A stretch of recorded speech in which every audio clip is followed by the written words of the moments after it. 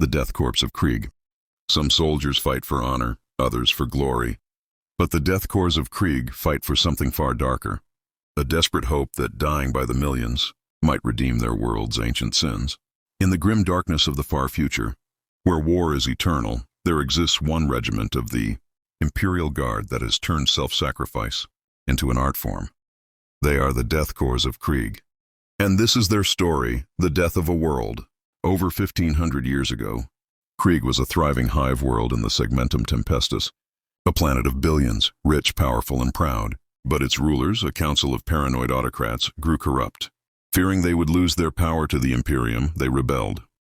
In 433 to M40, the High Autocrat of Krieg declared independence from the Emperor of Mankind, openly renouncing the Imperium and plunging the planet into civil war. Most of Krieg followed the rebellion. Only a few remained loyal to the Emperor, the most important being Hive Farad, commanded by Colonel Jerton of the 83rd Regiment. With the planet overrun and no hope of Imperial reinforcements, Jerton made an unthinkable choice. If Krieg could not belong to the Emperor, then no one would have it. On the feast of the Emperor's ascension, Jerton enacted his plan, a massive counterattack later called the Purging. He unleashed Krieg's own atomic arsenal upon its cities. In a storm of nuclear fire, he burned his own world to ash, denying it to the traitors. For days, atomic firestorms swept across the planet. Vast hive cities became smoking craters. The skies blackened, the air turned toxic, and billions perished. Krieg was transformed into a tomb world. It was one of the most brutal acts in Imperial history. A planetary suicide, yet in Jerton's mind it was a final act of loyalty. Better a dead world than a faithless one. When the mushroom clouds cleared, Krieg was loyal again. For nothing disloyal remained alive. The war that never ended. But even after annihilation, the war continued. Those who survived, deep within bunkers and vaults, emerged into the poisoned ruins and fought on. For 5 centuries, loyalists and traitors waged a bitter trench war across the radioactive wastelands. There were no cities, no resources, only endless mud, ash, and death. It was a war of faith and willpower alone. Generation after generation, the loyalists of Krieg fought on, slowly purging every trace of rebellion. By 940, 500 years later, the loyalists finally declared victory. Krieg was once again an imperial world, though it had become a dead, irradiated husk. From this graveyard, the Death Korps of Krieg were born. A culture built on death. The survivors emerged from their bunkers carrying immense guilt and shame. Their ancestors had betrayed the Emperor, and only through endless sacrifice could they hope to atone. The High Lords of Terra decreed Krieg would serve the Imperium as a factory world, producing soldiers instead of goods. Its tithe of troops was set to the highest level possible. The people of Krieg accepted this without question. They embraced their punishment. Life on Krieg became nothing but preparation for war. Its surface remained a toxic wasteland, forcing humanity to live in vast underground hive bunkers. There are no civilians on Krieg. Every man, woman, and child is a soldier in training. The making of a Death Korps guardsman. Krieg's society uses grim, efficient methods to sustain its armies. Artificial wombs grow children in vats. Eugenic screening eliminates genetic weakness. The result? Over 50 million new guardsmen are raised and shipped off-world every year. Children are raised with one purpose: to fight and die for the Emperor. Their schooling is battle drills, survival training, and faith indoctrination. Failure or disobedience means execution. Recruits train in real combat conditions. Live ammunition, exposure to radiation, and brutal endurance trials are the norm. Those who die during training are simply counted as part of the cost. By the time a youth is deployed, they have been stripped of fear, self-preservation, and individuality. They live only for duty and redemption. Their creed says it all. In life, war; in death, peace; in life, shame; in death, atonement.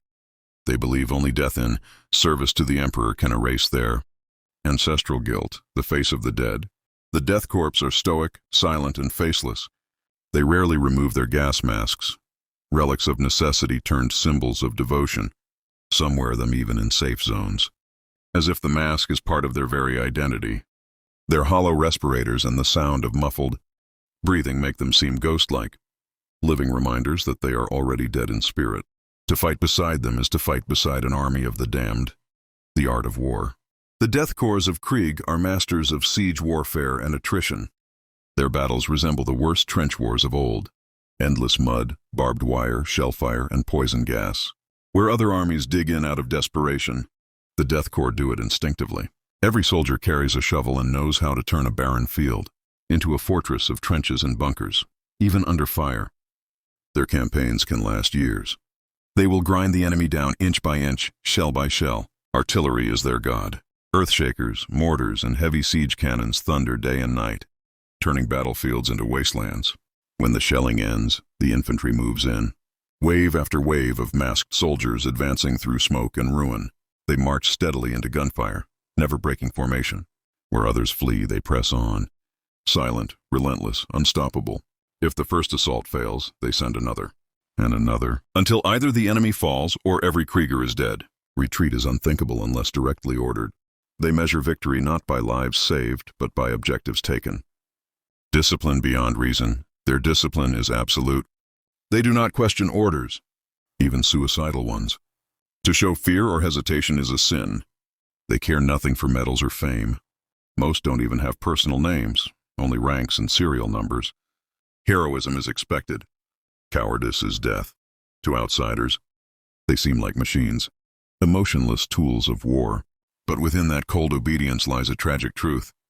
They fight not because they want to live, but because they believe dying for the Emperor is the only way to truly live.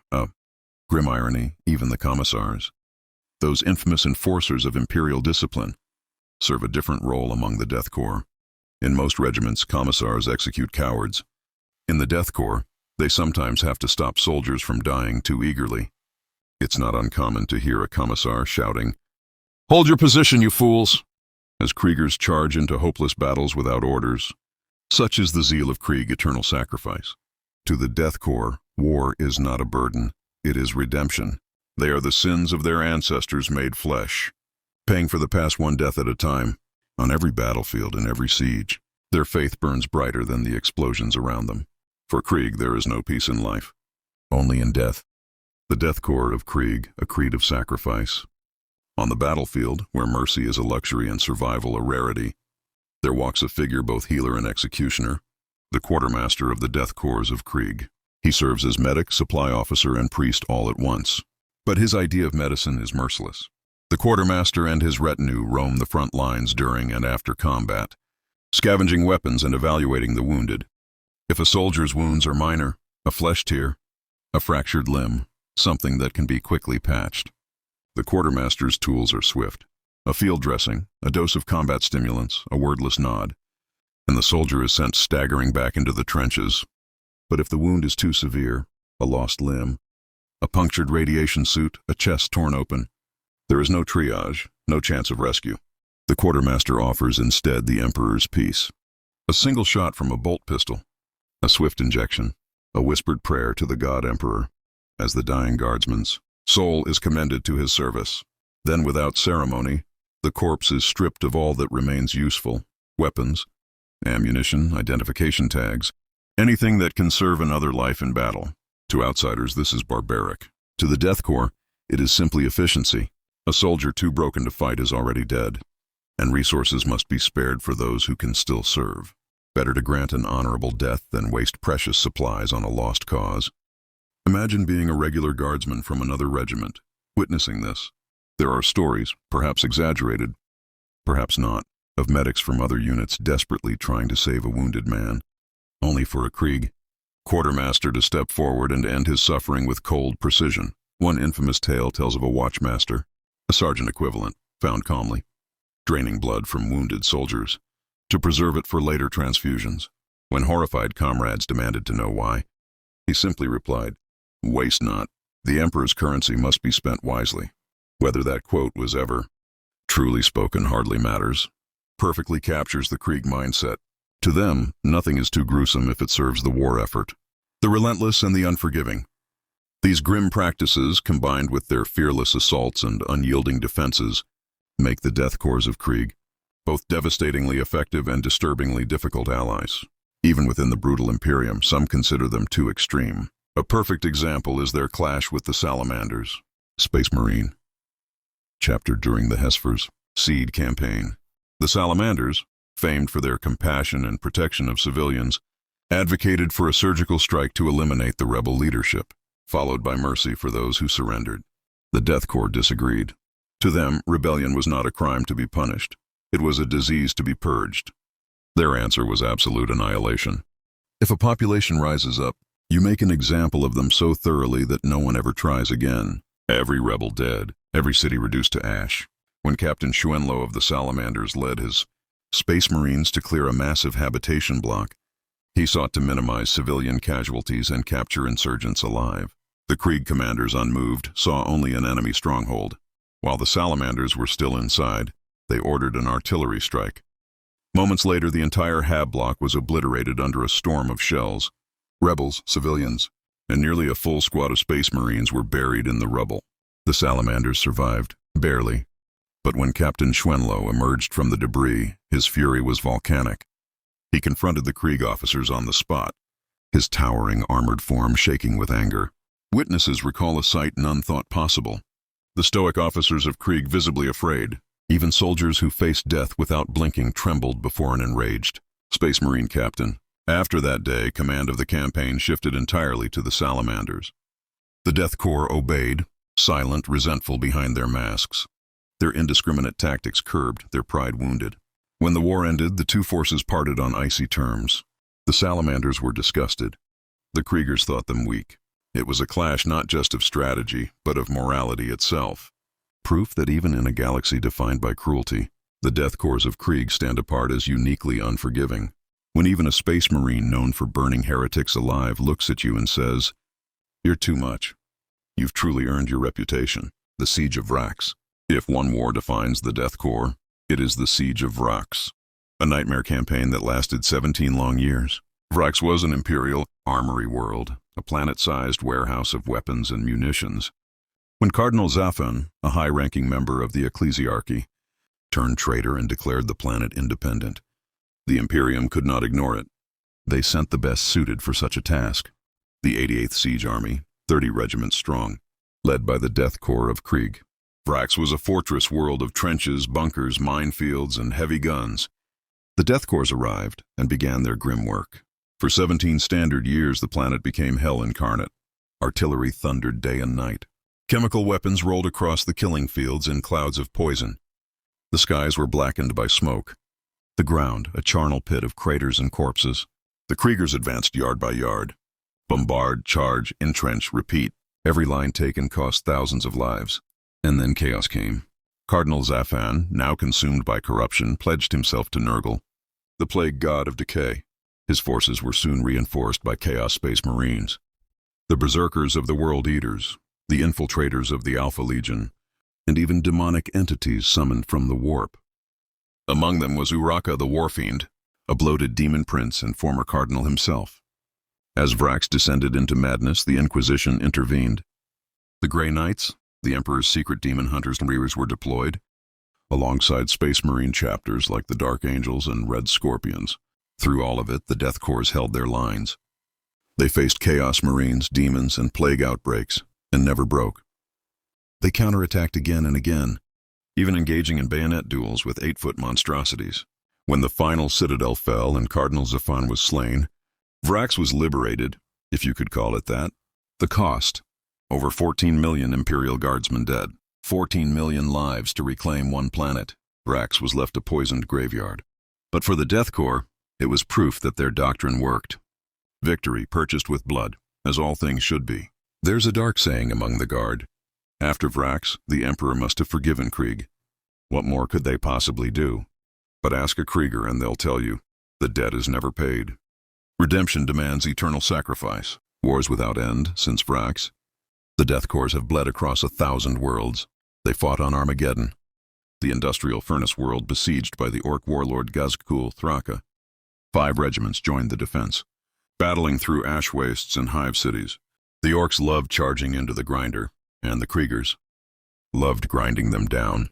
In a sense, they had found kindred spirits. They fought the Tyranids, alien swarms that devour all life. At Tarsus Ultra, they stood shoulder to shoulder with Ultramarines, their lasguns flashing in disciplined volleys against an ocean of claws and teeth.